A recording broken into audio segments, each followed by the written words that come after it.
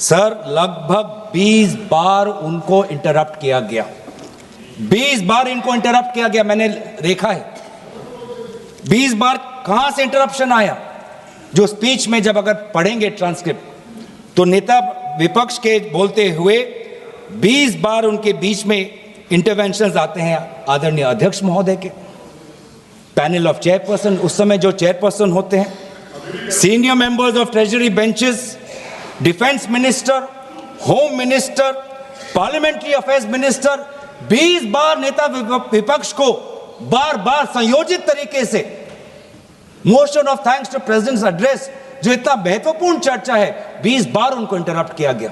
किस कारण से, किस उद्देश्य से?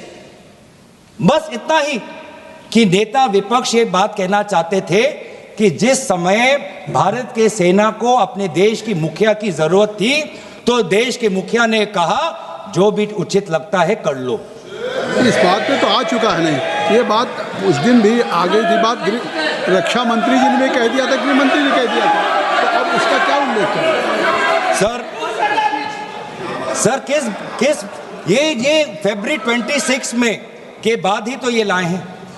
आपने कहा कि जब मोशन लाया जाता है डिटेल्ड होना चाहिए, डेफेमेटरी नहीं होना चाहिए, तो ये जो हम कह रहे हैं कि the speaker of the house did not allow the leader of the opposition to speak, sir I am merely substantiating our motion through examples. तो क्या हुआ? The LOP was repeatedly interrupted while attempting to place few critical issues mandatory to be known for the house and to the citizens of the country. उन्होंने ये बार बार कहा कि जिस समय हमारे देश के सीमा पे खतरा था और देश के सेना को आदरणीय उनके रक्षा के जो विभाग के जो मंत्री हैं, जब उनकी जरूरत थी, जिस तत्परता रक्षा मंत्री को दिखानी चाहिए थी, उस समय रक्षा मंत्री ने तत्परता नहीं दिखाई। घंटों तक उनको रुकना पड़ा, घंटों तक उनको रुकना पड़ा।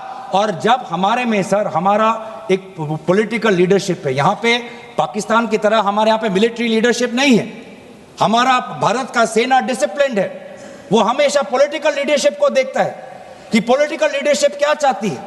तो जिस समय भारत के सीमा के उस पार पड़ोसी देश के टैंक्स आ रहे हैं, भारत का सेना अपने राजनीतिक नेतृत्व की मांग कर रहा है, गुहार लगा रहा है कि मैं क्या करूं, तो देश का मुखिया कहता है जो उचित लगे कर लो।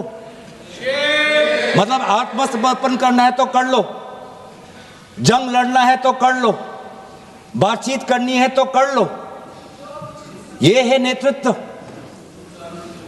ये आज मैं नेतृत्व पे क्यों आ रहा हूं? क्योंकि ये जो सदन में जिस प्रकार का माहौल है वो इसलिए है कि आज का देश का नेतृत्व कमजोर है, आज का देश का नेतृत्व बुज़दिल है, कमजोर और बुज़दिल आज का देश का नेतृत्व। ये स्पीकर के खिलाफ आपने नो कॉन्फिडेंस दिया है। हाँ जी, ये स्पीकर के खिलाफ, सरकार के खिलाफ तो नहीं है ना? आप इसमें स्पीकर के जो कंटेस्ट आपने दिए हैं, हाँ जी, आप वहीं तक सीमित रहेंगे? वहीं तक सीमित हो सर? बिल्कुल नहीं है, आप वहीं तक सीमित हो। नहीं, तो आखिर वहां तक कहाँ सीमित? एलओपी को उन्होंने नहीं बोलने दिया, नहीं दिया उस दिन, एलओपी को नहीं बोलने दिया मोशन ऑफ थैंक्स में। सर वही तो मैं उसी का मैं बात कर रहा हूँ, उस दिन भी उसी का मैं बात कर रहा हूँ। जब एलओपी ने कहा this wasn't the only truth highlighted by the LOP, sir I am not, sir यही है सर, यही है सर, देश को देखना चाहिए सर, संसदीय कार्य मंत्री जी देश को देख, ये I am not yielding sir. मेरा सिर्फ अनुरोध है, मैं कह रहा हूँ आप स्पीकर के रेजोल्यूशन पे चर्चा हो रहे हैं, उन्होंने और भी पॉइंट्स कहे, हम टोक सकते थे, लेकिन मेरा अनुरोध इतना ही है क्योंकि उन्होंने कई विषय पे चर्चा की है, नेतृत्व तक को छुए हैं। जब हमारा जवाब होगा आप लोग उसमें सुनना पड़ेगा, आप लोग उसमें टोकना नहीं है। आप स्पीकर का चर्चा से ऊपर आप चले गए हैं, संसदीय शब्द निकाल और जो असंसदीय शब्द उन्होंने इस्तेमाल किए हैं, अनपार्लियामेंट्री वर्ड्स इस्तेमाल किए, उसको रिकॉर्ड से हटाना चाहिए। बिल्कुल, जो असंसदीय है उसको मैं दिखवा के निकाल दूंगा। बोलो सर भविष्य में जब पार्लियामेंट्री रिकॉर्ड्स को देखते हुए जब रिसर्च होगा, ट्रांसक्रिप्ट्स देखे जाएंगे, तो ये भी एक रिसर्च होगा कि सबसे विपक्ष के बोलते हुए सबसे ज्यादा इंटरप्शन करने वाले पार्लियामेंट्री अफेयर्स मिनिस्टर किरण रिजिजू जी होंगे। स्टैटिस्टिक्स बोलेंगे, गृह मंत्री जी स्टैटिस्टिक्स बोलेंगे। माननीय अध्यक्ष जी, पार्लियामेंट्री अफेयर्स मिनिस्टर मैं भी विधानसभा में रह चुका हूं। उनको तभी खड़ा होना पड़ता है जब पार्लियामेंट चलने के नियमों से दूर कोई चीज होती है। ये बात सही है कि पार्लियामेंट्री अफेयर्स मिनिस्टर के नाते सबसे ज्यादा इंटरप्ट किरण रिजिजू ने किया है, मैं सहमत हूं, मगर ऐसा इरिस्पॉन्सिबल विरोध पक्ष भी कभी नहीं आया।